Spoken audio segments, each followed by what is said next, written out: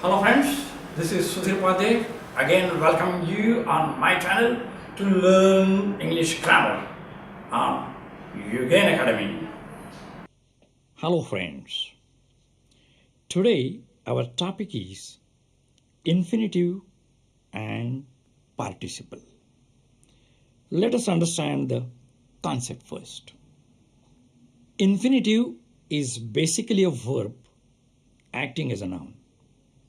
That means it must be a subject or object of the verb or object of infinitive or object of preposition. The infinitive is a kind of noun with certain features of a verb. The infinitive is a verb noun. Don't be confused by these definitions. I will explain the concept first. Read these sentences. I want to go. They tried to find fault with us. The forms to go and to find are infinitives. You can see the sentences here. The words which are in bold type are infinitives. The infinitive is the base of a verb, often preceded by to. Now let us see some examples. To err is human. To walk is good for health. Here the infinitive, like a noun, is the subject of the verb is. See the second example. Birds love to sing. Here the infinitive, like a noun, is the object of the verb love. Girls like to dance. Now let me tell you something more about this infinitive so that you will be in a position to understand the concept well. See this example. Rama likes fruits. In this example, likes is the verb. Who likes fruits? Rama. So Rama is the subject. Rama likes what? Fruits. So fruits is the object. I change the sentence as Rama likes to dance. Here to dance is the object of the verb likes. I have simply changed from fruits to dance. And because it is an object of the verb likes and it is acting as a noun because it is an object. And we know all subjects and objects are nouns. So to dance is basically a verb acting as a noun, so it is called as infinitive. The infinitive is so called because its tense and form never change. Whatever the tense of the sentence, the infinitive remains the same. In above example, let me first change the subject. Instead of Rama, let the subject be I. Now I'll be changing the different subjects and you will see that the infinitive remains as it is. Just see. I like to dance. We like to dance. You like to dance. He likes to dance. She likes to dance. They like to dance. Means whatever may be the subject, the infinitive to dance remains as it is. Now let me change the verb. Rama likes to dance. Rama liked to dance. Rama will like to dance. So whatever the tense of the verb may be, to dance remains as it is. So we have seen this quality of infinitive. Now let us see some more qualities of infinitives. To respect our parents is our duty. Here the infinitive, like a noun, is the subject of the verb is. But like a verb, it also has an object. To respect our parents is our duty. The main verb is. Who is our duty? To respect our parents. So the to respect is the subject of the verb is. Now see, to respect what? Or to respect to whom? The answer is our parents. So here the infinitive to respect is also has an object. Here in this case it is our parents. So this is another quality of infinitive. It will also have an object like a verb. Now, he refused to obey the orders. Here the infinitive like a noun is the object of the verb refuse, but like a verb, it also has an object. The word to is frequently used with the infinitive, but it is not an essential part or sign of it. After certain verbs, we use infinitive without to, and it's known as plain infinitive. As I made him run. Here the main verb is made. I heard him cry. Here the main verb is heard. And run and cry are the objects of the main verb made and heard respectively. So they are infinitives without to. They are called as plain infinitive. They are used after the modal verbs will, would, shall, should, can, could, may, might, and must, and so many other modal verbs. It is also used after need, dare, when they are used as modal verbs. You can go now. So here go is the infinitive, which is coming after can, the modal verb. It might rain. So might here is auxiliary verb and rain is infinitive. You should work hard. How dare you beat her? Need I come again? So the words which are in bold type are all infinitives without to. They are all plain infinitives. Now let us see something about the uses of the infinitive. We already seen something. Let us repeat that. As the subject of the verb. Here to study is essential for all students. Main verb is. To study is the subject of the verb is, and so an infinitive. As the object of the verb. He intends to become a doctor. Main verb is intends.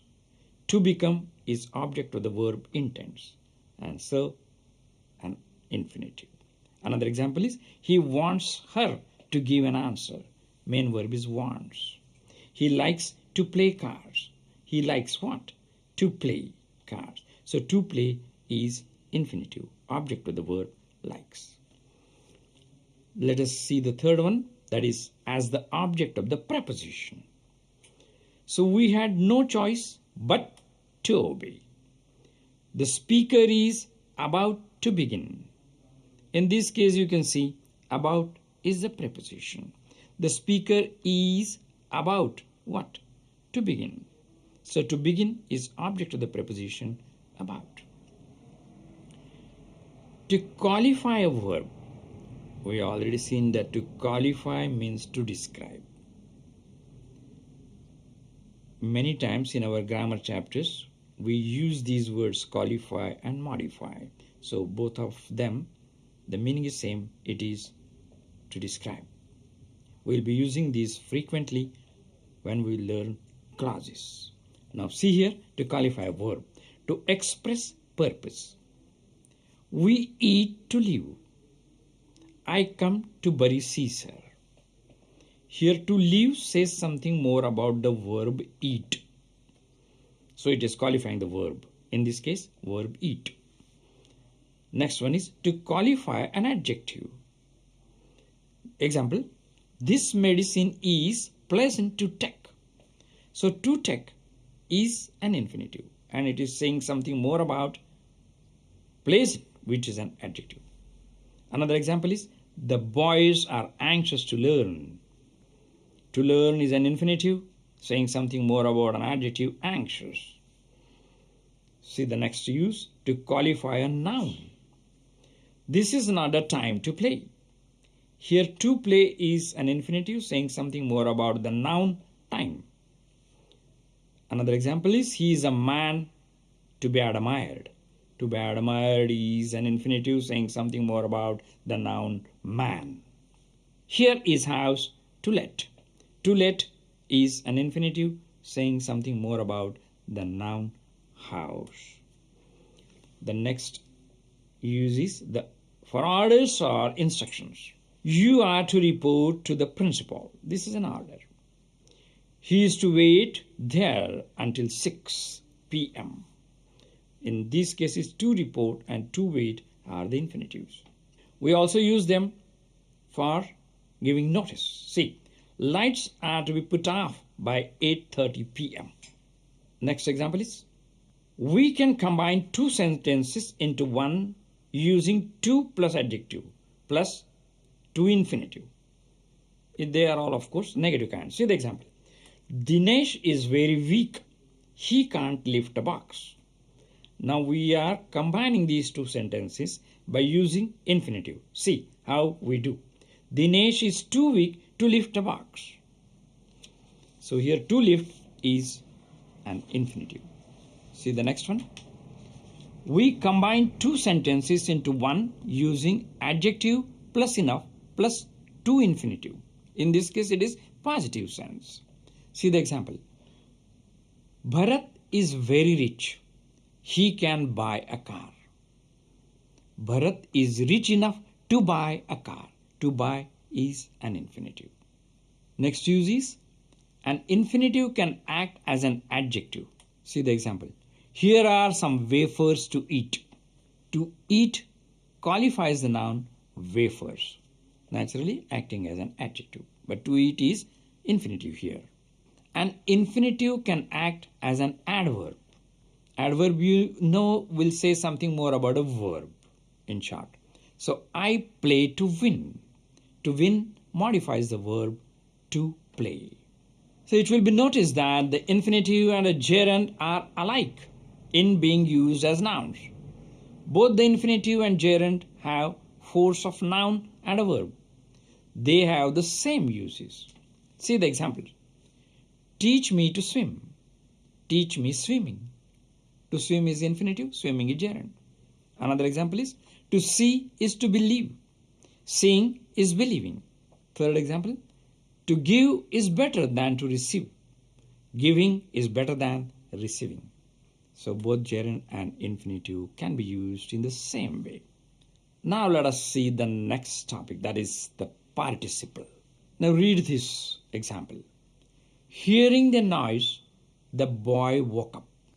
The word hearing is underlined. The word hearing describes the noun boy as the adjective does. It is formed from the word hear. The word hearing therefore has the qualities of both a verb and an adjective and is called a participle. It may be called a verbal adjective. Let us see the definition of participle. A participle is that form of the verb which has the qualities of both a verb and an adjective. Or, better definition is, a participle is a word which is partly a verb and partly an adjective. Naturally, participle is also basically a verb but acting as an adjective. Now there are two types of participle. One is present participle and another is past participle. Now let us see present participle first. We met a girl carrying a basket of flowers in her hands. See the word in italics, carrying, is basically a verb with ing. But here the main verb is met. We met a girl. And this carrying a basket of flowers in her hands says something more about the noun girl. So naturally, it is acting as an adjective. So the word carrying here is present participle. See the another example. The child, thinking all was safe, attempted to cross the road. Here the main clause is the child attempted to cross the road. And thinking all was safe is saying something about the noun child. So thinking here is describing the noun child, naturally acting as an adjective. See one more example. Present participle ends in ing and represents an action as going on or incomplete or imperfect. Some more examples where present participle ing form is used as an adjective. Just see. Look at the running horse. Horse is a noun. Running is basically a verb with ing, but describing the noun horse, so acting as an adjective. That is why participle. There were 3 persons inside the burning house. So burning here is present participle, basically a verb with ing acting as an adjective because it is saying something more about the noun house. Do you know the missing word in this sentence? Missing is present participle saying something more about the noun word. Now let us see past participle. Like the ing form, past participle can be used as an adjective. See, the broken window was repaired. Here, broken is a past participle. Break, broke, broken. But it is saying something more about a noun window. That is why we say it is acting as an adjective. Another example is deceived by his friends. He lost all hope. The police recovered the stolen diamonds. Stolen, past participle, saying something more about a noun diamonds.